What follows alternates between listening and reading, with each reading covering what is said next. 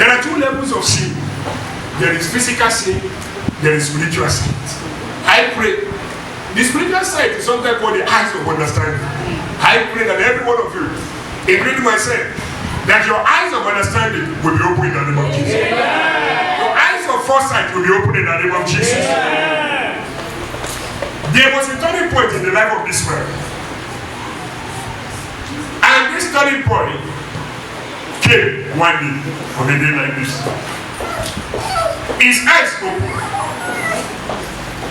But before his eyes opened, this man did many things.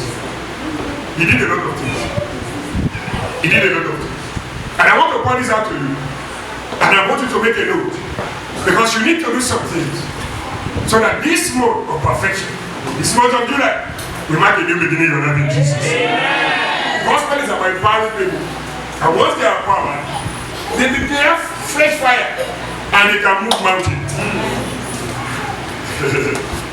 This man, the first thing I want to know in this scripture is that this man, even though he was disabled, he was in charge.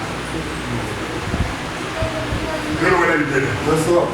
He couldn't see, but he was in charge of those who could see. He could not see, but he was in charge of situation. The Bible said a large crowd was following Jesus. Most of that crowd had physical sight. They were following him. But they were not in charge. They were following the crowd. A man that was blind, who couldn't see, he didn't know Jesus physically, but he was in charge. The first thing you must know, when your turning point time comes, when you want to change, that you must be in charge. It doesn't matter whether you are disadvantaged. Being in charge is an attitude. It is called ownership of your life. It is called taking responsibility. This man was in charge. He said, I'm not going to keep quiet. The man who can help me is around. And I need help. He cried out loud. They said, don't cry. He cried out louder. When he was trying to take off his garment, he took it off. They said, don't disturb him. He said, don't disturb who? Who are you? Who are thou, whole mountain? Before Zerubbabel. Somebody will wake up this afternoon and say, enough is enough. You can never take what belongs to you unless you decide that you are going to be in charge. You can never rule your world unless you decide you are going to be in charge of your life. And when you decide that you are going to be in charge of your life, you will see things begin to obey you. Things will begin to work in your favor. There was a man who was crippled. The whole church was filled up. There's no way to go in. There's no way to go out. There was too much crowd. Crowd of who? People who are not disabled. Let me tell you, the one who gets the most miracle is not the one who is sitting in front. Sitting in front can even be a disadvantage. It's not the one who can speak the most English. It's not the one who has the PhD. It's the one who is ready to say, I want a change. It's not the one with the biggest prospect for change. Some people have better prospect for things to give than others, but they may not experience the change. The least qualified. That's why the Bible says it will take the last and make the last the what? The first. Take note. This man, in the midst of the large crowd, who can see? Those who can see didn't get anything with it. Second point. He cried for change. He says in verse 47. And when he heard that it was Jesus, he began to cry out. He began to cry out. Jesus, thou son of David, have mercy on me, have mercy on me. He was shouting. Let me tell you, if you want change to come to your life, don't be quiet. Beginning from today, look everywhere where you can find help. Don't be proud to ask for help. Can you help me? It's a very simple statement. Can you help me? Can you help me? It's very difficult for a lot of people to say. They are quiet. A closed mouth is a closed destiny.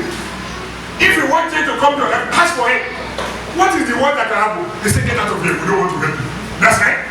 But that is one person out of 7 billion in the face of the earth. There was a man in the UK, the man who invented vacuum cleaner.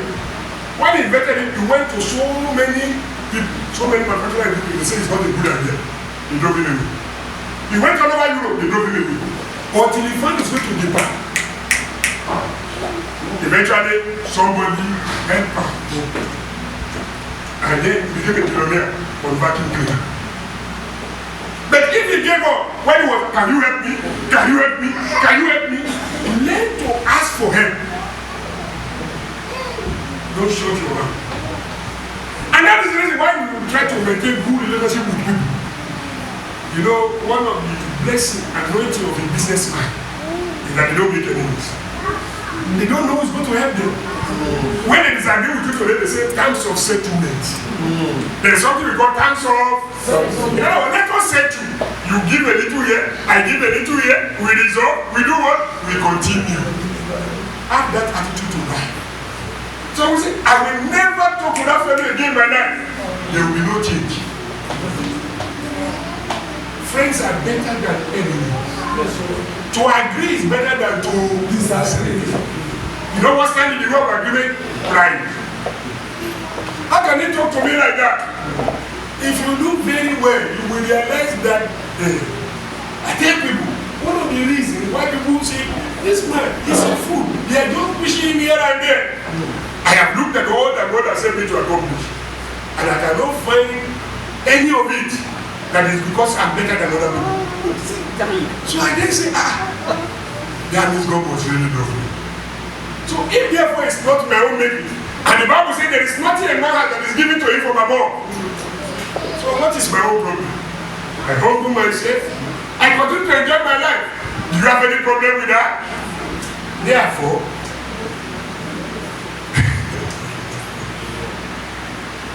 this man let him crying for him. Not only that, he was determined that nothing will stop him. But he had gone. There are many of you that give up too quickly. I was telling somebody that in the kind of business that I do, when you go drive around and look at 100 property over 1 year, you will find 2 that is good. You see, 2 out of 1. Many of you are trying to do for 10, you give up. You can't give up. You keep on looking. You look like this one is good, you throw it away. But when you see, when you find those 2, they will pay you for all. See, when this man refuses to keep quiet, the situation not change. Never give up. You are convinced about something? In the same thing, if you believe something is the truth, stick to it. Do you know why wicked people keep getting your power? They know they are wicked. They are convinced it is good to be wicked. They will not do wicked today and do good tomorrow. Satan doesn't do wicked today and do good tomorrow. He keeps on doing this. But the children of God, they will do good today. They say maybe it will be good, that's why I'm suffering. Okay, let me also be bad. Tomorrow they will do bad.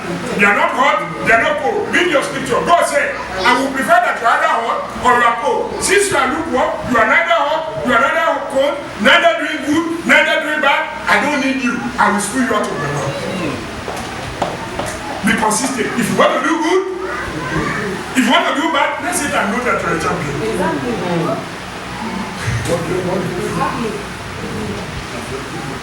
The more the situation exists this man, what did the man do? The more he existed the situation.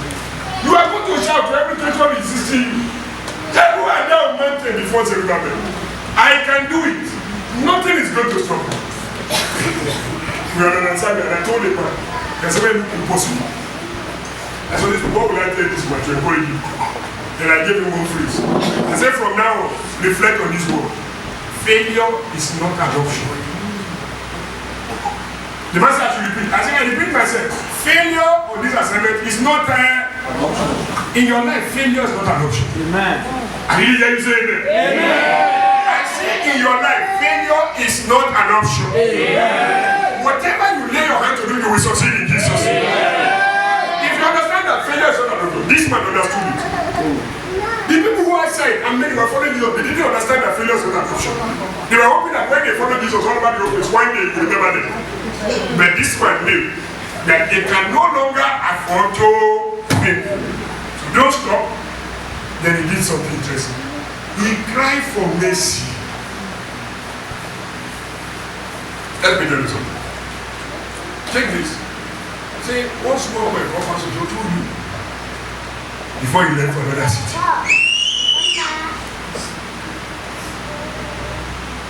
There is no situation that you find yourself that is not your fault.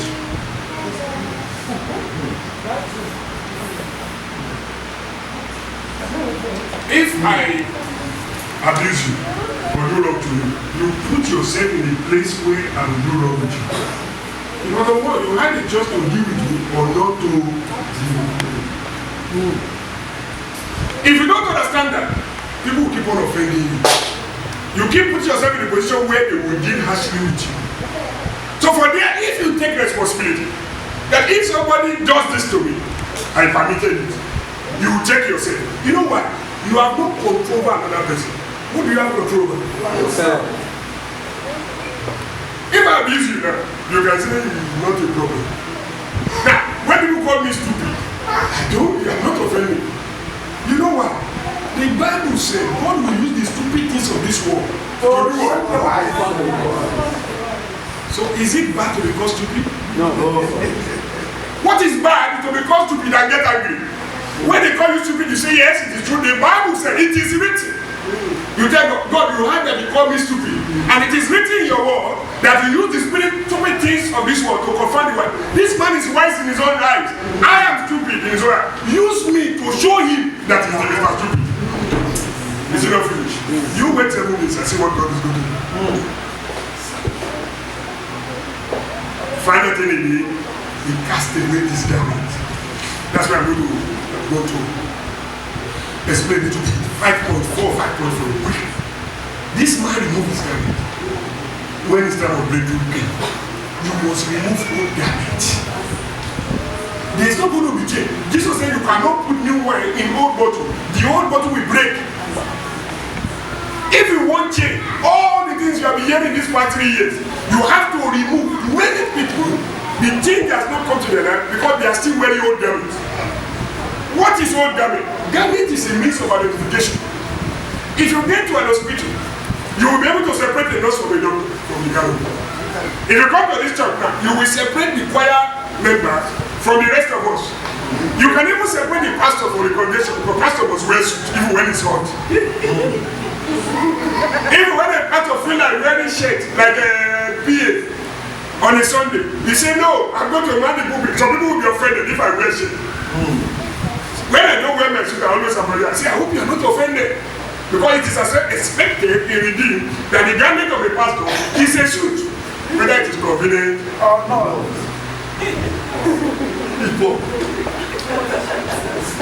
Whether it is more convenient for me to print with a t-shirt and the anointing will still flow. There are some garments you are wearing that you don't need. For example, if I take off my jacket now, I give it to Pastor Joshua, I'm more comfortable. I'm more comfortable. Wisdom of heat. Because the kingdom of heat is at hand.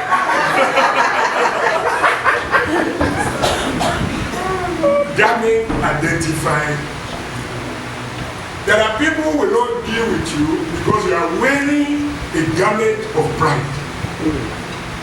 You must take it off. Whatever Jesus carried. It was not Jesus that took away the garment of that man. That man himself.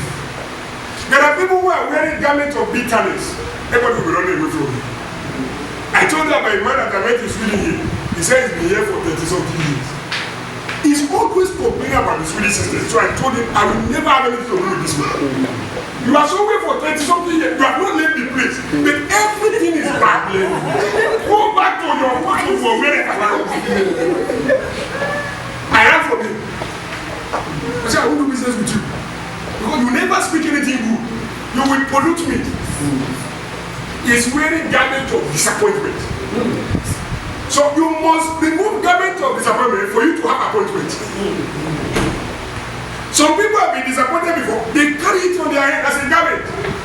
They cannot experience change because they will look at everything from the eyes of disappointment.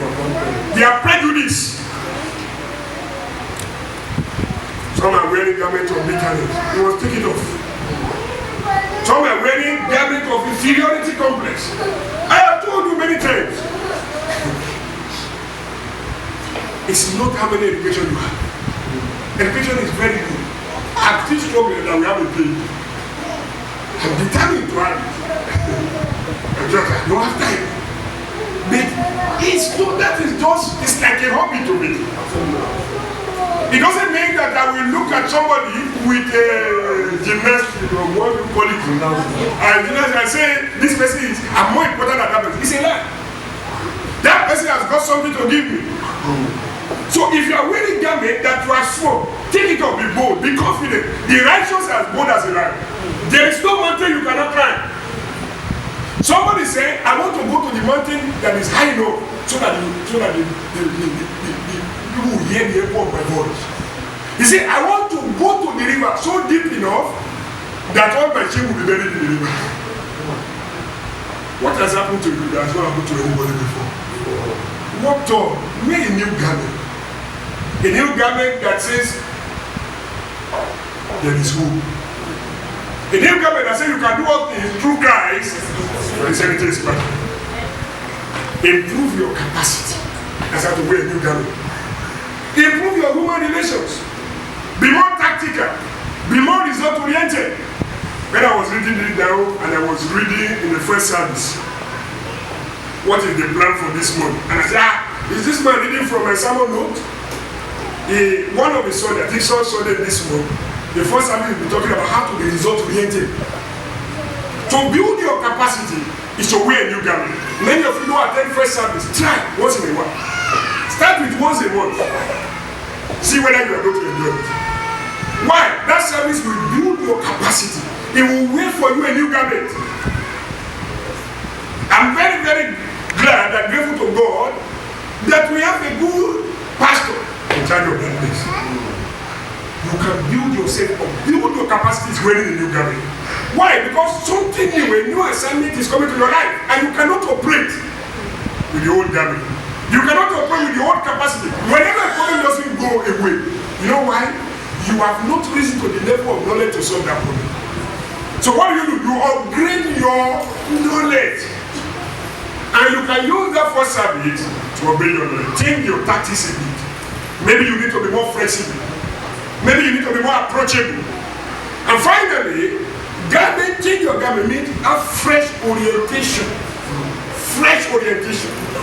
I want to talk to people here that inside everything that is bad, there is good. If I analyze what is good, if I tell you that, you can say it's bad to be lazy. I'll say no, it's not bad to be lazy. It depends on how you look at it. If it's not that human beings are lazy, we won't have microwave. If it's not that human beings are lazy, we don't want to walk, we will not have cars. If it's not that human beings are lazy, we will not have aeroplane. We say car is good enough.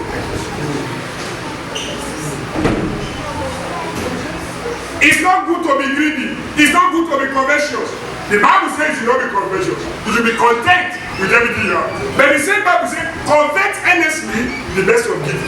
We don't need it in your Bible. One part of the Bible says it's not good to covet. Be satisfied with what you have. Another part says you must covet with all your strength earnestly, as if your life depends on it. Spiritual gift. Is it not in your Bible? So what is bad now? Change your mind. Anytime you see something that is bad, begin to look for the good in it. When you pay attention to the good, you will pick the good in it. If there is recession, understand that prices come down during recession. Maybe if there is no recession, I won't be able to buy a house. You see that? You are different from the one who says, when the economy was good, I couldn't buy. I can now buy. The way you look at church has to change. Church is a place of empowerment. It's not a place to fight. It's not a place to gossip. It's a place to go to and be empowered. The way you look at your marriage has to change. You are a helper to your partner. It's supposed to be sweet, not to be endured. The way you look at your current situation has to change. You have to have another orientation that you can rise above your present level. Shall we rise, please, and talk to the Lord?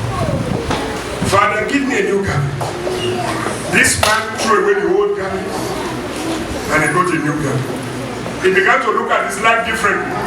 He was no longer a beggar on the highway. He took charge of his life. He didn't allow situation to suppress him. He knew what he wanted. Nothing stopped him. Talk to the Lord. In this month of perfection, beginning from this afternoon, everywhere I go, everywhere I turn to, let it be victory. Give me a new